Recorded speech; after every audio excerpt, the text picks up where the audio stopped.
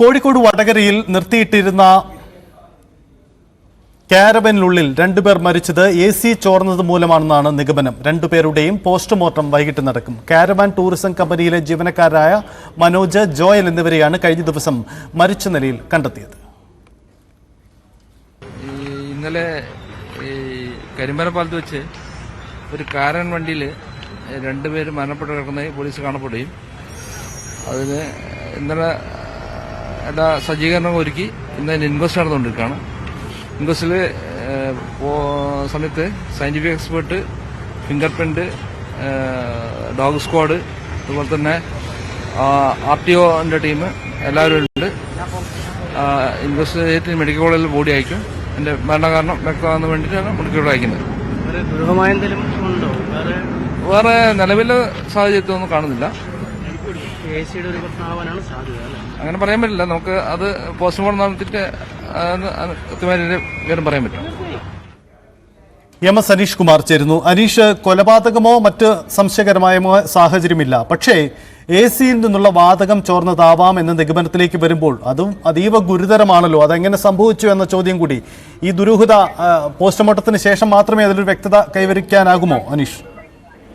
തീർച്ചയായും ഈ പോസ്റ്റ്മോർട്ടത്തിന് ശേഷം കൃത്യമായി ഇതിലൊരു ചിത്രം ലഭിക്കുമെന്നാണ് പോലീസ് കരുതുന്നത്. പ്രാഥമികമായി ഇത്തരത്തിൽ വാഹനം വശത്തൊതുക്കി AC ഇട്ട് കിടന്ന ശേഷം കാർബൺ മോണോക്സൈഡ് ഉണ്ടായതാവാം, അത് ശ്വസിച്ചതാവാം അപകട കാരണമെന്നാണ് ഇപ്പോൾ പോലീസിന്റെ ഒരു പ്രാഥമിക നിഗമനം. പക്ഷേ പോലീസ് ദുരൂഹതയുള്ള മരണങ്ങളായതുകൊണ്ട് തന്നെ അതിൽ വിശദമായ അന്വേഷണം നടത്തിയ ശേഷമായി ഒരു നിഗമനത്തിൽ എത്തിച്ചേരൂ എന്നാണ് വ്യക്തമാക്കിയിരിക്കുന്നത്. കാരണം ഒരാൾ വാഹനത്തിനുള്ളിലും ഒരാൾ വാഹനത്തിന്റെ ഈ പടിയോട് ചേർന്ന ഭാഗത്തുമാണ് മരിച്ചു കിടന്നത്. ഒരുപക്ഷെ ഈ പ്രാണത്തിൽ പുറത്തേക്ക് അതിൽ തുറന്ന് രക്ഷപ്പെടാനുള്ള ശ്രമം നടത്തിയപ്പോൾ രണ്ടാമത്തെ ആളും മരിച്ചിരിക്കാം എന്നൊരു കണക്കൂട്ടലാണുള്ളത്. 2 ദിവസമായി ഈ വാഹനം അവിടെ നിർത്തിയിട്ടിരിക്കുകയായിരുന്നു. നാട്ടുകാർ ശ്രദ്ധയിൽപ്പെട്ടതിനെ തുടർന്നാണ് ഇതിൽ പോലീസിനെ വിവരം അറിയിക്കുകയും തുടർന്നുള്ള പരിശോധന നടത്തുകയും ചെയ്ത് കണ്ണൂരിലെ ഒരു വിവാഹ ചടങ്ങിൽ കാരവാനിൽ പോയി ആ വിവാഹ ചടങ്ങിന് വേണ്ടി വണ്ടി വിനിയോഗിച്ച ശേഷം തിരിച്ചു വരുന്ന വഴിയാണ് ഈ മൃതദേഹങ്ങൾ കണ്ടെത്തിയ അല്ലെങ്കിൽ കാരവാൻ കിടന്നിരുന്നതിന് സമീപം തന്നെ നിരവധി ഹോട്ടലുകളുള്ള സ്ഥലമാണ്. ഒരുപക്ഷെ ആ ഹോട്ടലുകളിൽ കയറി ഭക്ഷണം കഴിച്ച ശേഷം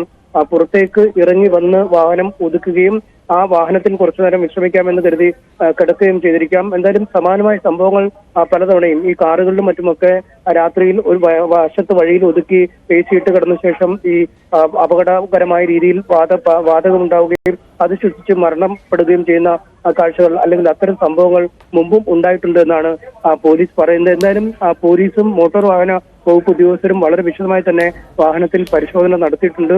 ഡോഗ് സ്ക്വാഡ്, വെള്ളടയാള വിദഗ്ധർ, ഫോറൻസിക് ഉദ്യോഗസ്ഥർ എന്നിവരും സ്ഥലത്തെത്തി വാഹനത്തിനകത്തും പുറത്തുമൊക്കെയുള്ള പരിശോധന നടത്തി. എന്തായാലും നിലവിൽ ഈ സംശയാസ്പദമായ രീതിയിൽ കാര്യങ്ങളൊന്നും ശ്രദ്ധയിൽപ്പെട്ടിട്ടില്ല എന്നാണ് പോലീസ് പറയുന്നത്. പക്ഷേ ഇത്തരം ഒരു മരണമായതുകൊണ്ട് തന്നെ വളരെ വിശദമായ അന്വേഷണം നടത്തും. മൃതദേഹം ഇൻക്വസ്റ്റ് നടപടികൾ പൂർത്തിയാക്കി കോഴിക്കോട് മെഡിക്കൽ കോളേജ് ആശുപത്രിയിലേക്ക് കൊണ്ടുപോയിട്ടുണ്ട്. മരിച്ചവരുടെ ബന്ധുക്കളും ഈ സ്ഥാപനത്തിന്റെയുമായി ബന്ധപ്പെട്ട ആളുകളുമൊക്കെ സ്ഥലത്ത് എത്തിയിട്ടുമുണ്ടായിരുന്നു.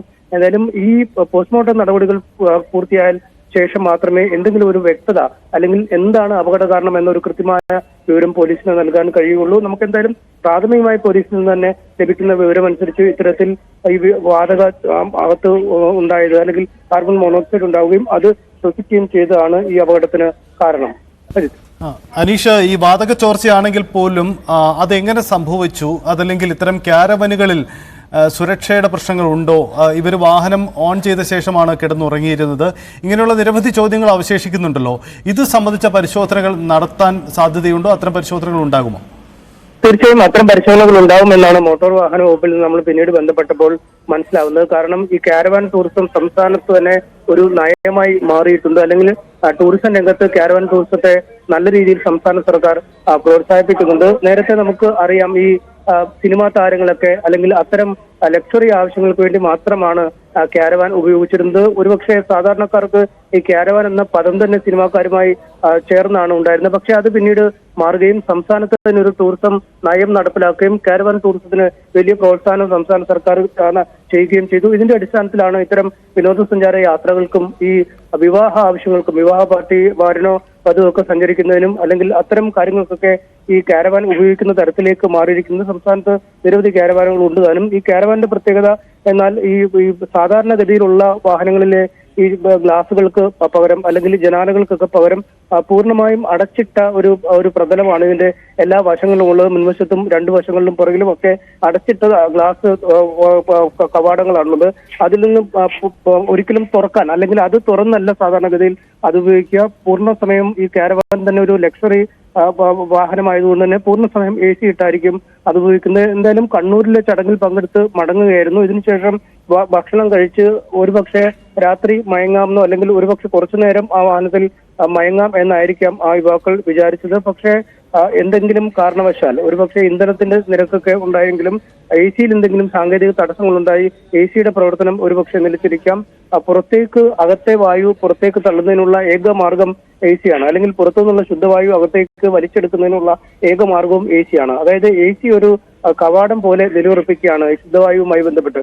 അത്തരത്തിൽ ആ AC-യുടെ പ്രവർത്തനം നിലയ്ക്കുമ്പോൾ ശുദ്ധവായു അകത്തേക്ക് പ്രവേശിക്കുന്നത് തടസ്സപ്പെടുകയും AC-യിൽ നിന്നും തന്നെ ഉത്പാദിപ്പിക്കപ്പെടുന്ന കാർബൺ മോണോക്സൈഡ് പുറത്തേക്ക് തള്ളേണ്ടത് ആവശ്യമാണ്. പക്ഷെ അത് പുറത്തേക്ക് തള്ളാതെ ഈ മുറിക്കുള്ളിൽ ഒരു ചേംബർ പോലെ ഈ വാഹനത്തിന്റെ കമ്പാർട്ട്മെന്റിനുള്ളിൽ ഈ വിഷവാതകം നിറയുകയും അത് ശ്വസിക്കുകയും ചെയ്താവാം അപകട കാരണമെന്ന നിഗമനത്തിലാണ് എത്തിച്ചേരുന്നത്. നേരത്തെയും ഇത്തരം സംഭവങ്ങൾ റിപ്പോർട്ട് ചെയ്തിട്ടുണ്ട് എന്നാണ് മോട്ടോർ വാഹന വകുപ്പ് ഉദ്യോഗസ്ഥർ പറയുന്നത്. പലപ്പോഴും മോട്ടോർ വാഹന വകുപ്പ് ഇത്തരത്തിലെ നിർദ്ദേശങ്ങളൊക്കെ നൽകാറുണ്ട്.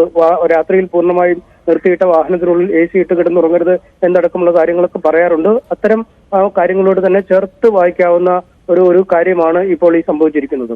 സജിത്ത്, യെസ്, അതാണ്